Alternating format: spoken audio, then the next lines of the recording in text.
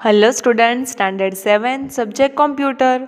Computer में last time हमने chapter 3 तक देखा। आज हम स्टार्ट करने वाले हैं chapter 4 creating charts in MS Excel. ये चैप्टर आपकी टेक्स्ट बुक में पेज नंबर 42 पर है। तो चलिए स्टार्ट करते हैं ये चैप्टर। यहाँ पर रिया और लीनो कुछ बातें कर रहे हैं। लीनो रिया से कहता है, रिया, you have learned many features of Excel so far. Today, I will familiarize you with one more useful feature of Excel, that is chart. तो यहाँ पर लीनो रिया से कहता है कि आप एक्सेल के बारे में बहुत कुछ जानते हो, इनके फीचर्स के बारे में आपने बहुत कुछ सीखा है, लेकिन आज लीनो उसे एक ऐसे फीचर के बारे में बताएगा कि जो एक्सेल के अंदर ज़्यादा यूज़फुल है, वो है चार्ट्स। तो लीनो रिया से कहता है, तो फिर रिया उसे पूछती है, व्हाट्स दैट लीनो, ये क्या है? तो लीनो उसे बता रहा है, Riya, a chart is a pictorial representation of data in the worksheet. यानी कि चार्ट एक ऐसी पिक्टोरियल प्रेजेंटेशन होती है जो हम कोई भी डेटा को पिक्चर्स के ज़रिए दिखा सकते हैं, और जो हम वो इंफॉर्मेशन देखते हैं पिक्चरियली, वो अच्छे से हम समझ सकते हैं। It is generally useful for comparison and analysis of data. और ये पिक्टोरियल जो रिप्रेजेंटेशन होता है डेटा का, वो कंपैरिजन के लिए जनरली यूज़ होता है, और या तो फिर कोई डेटा का एनालिसिस करना हो तो इसके लिए भी इसका यूज़ ज़्यादातर किया जाता है। Let us learn about charts in Excel. अब हम इस चैप्टर में पढ़ेंगे एक्सेल के अंदर चार्ट को कैसे यूज़ कर सके। तो पहले हम देख लेते हैं इस चैप्टर के टॉपिक्स।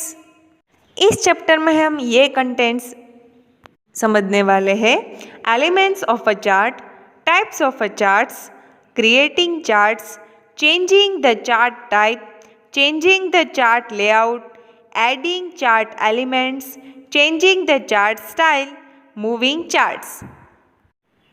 अब हम स्टार्ट करेंगे इस चैप्टर के इंट्रोडक्शन के साथ। अ chart is a graphical representation of data.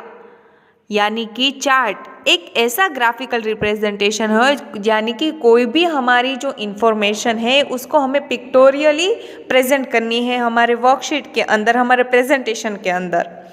It increases the readability and understandability of data.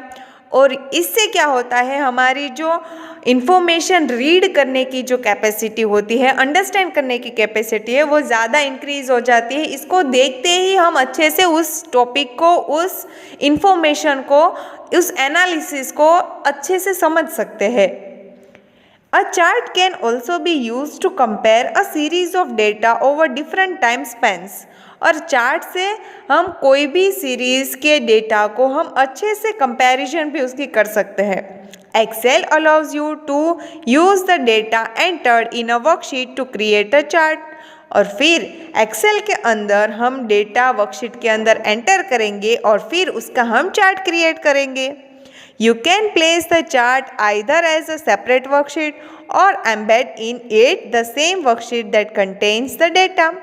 और इसी के साथ हम उस चार्ट को कोई अलग से वर्कशीट में भी हम रख सकते हैं, या तो फिर जो भी डेटा हमने एंटर किया है उसी के साथ हम चार्ट को रिप्रेजेंट भी कर सकते हैं।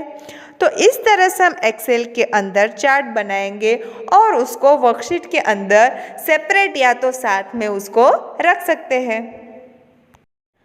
Excel automatically maintains a link between the worksheet data and its graphic representation on the chart.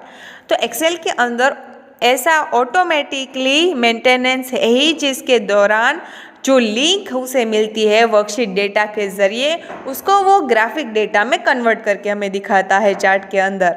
As you change the numbers और text in the data, the chart also changes automatically. और फिर जब भी उस डेटा के अंदर हमें change करना हो, उसके नंबरिंग्स हमें चेंज करने होने होते हैं, तो जो हम वो डेटा चेंज करते हैं उसके अकॉर्डिंग चार्ट भी ऑटोमेटिकली चेंज होकर दिखाई देता है। Hence, Excel can be used to create dynamic data analysis models wherein any change in the data is appropriately reflected in the chart. तो इस तरह से हम चार्ट के अंदर जो भी डेटा एंट्री में हम चेंजेस करते हैं वो ऑटोमेटिकली चार्ट में भी चेंजेस हो जाते हैं।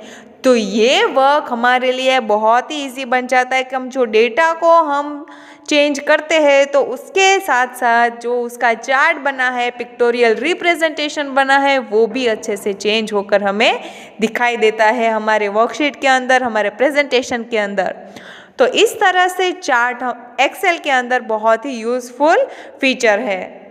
तो आज हमने ली चार्ट के बारे में इंफॉर्मेशन। नेक्स्ट टाइम हम स्टार्ट करेंगे इस चैप्टर के 1 बाय 1 टॉपिक्स और इसको अच्छे से समझ सकेंगे। तब तक के लिए आपको इस चैप्टर को जहाँ तक आज हमने रिफ़र किया है वहाँ तक अच्छे से इसको रीड करना है और जितना भी पोर्शन आपने रीड किया हुआ है उसकी फ़ोटो निकाल कर अच्छे से कौशल विद्या भवन की एप्लीकेशन पर होमवर्क में आपको ये सेंड करना है। तब तक के लिए stay home, stay safe. Thank you.